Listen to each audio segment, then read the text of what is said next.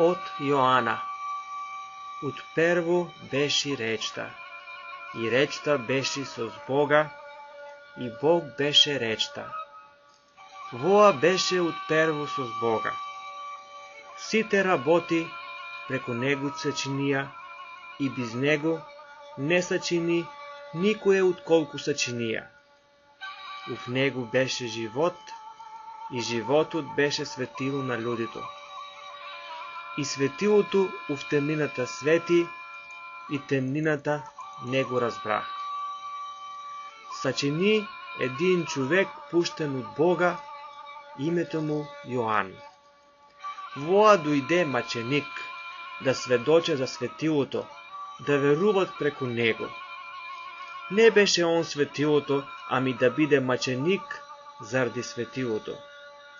Беше виделото истинското, тоа што просветлува секој човек што иде на светот. На светот беше, и светот преку него сачини, ами светот не го позна. На своите му дојде, и своите му не го пријаа.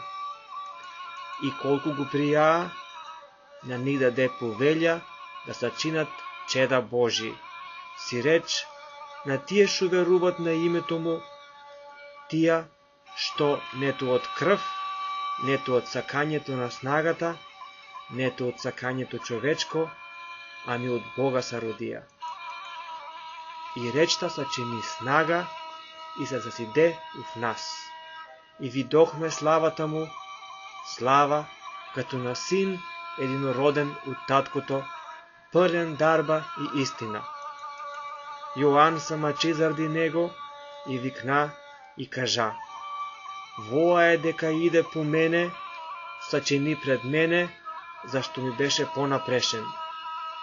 И от изпълнението му ние сите приехме и зимахме дарба врз дарба, зашто законот се даде преку Мојсеја, ами дарбата и истината сачини преку Исус Христос.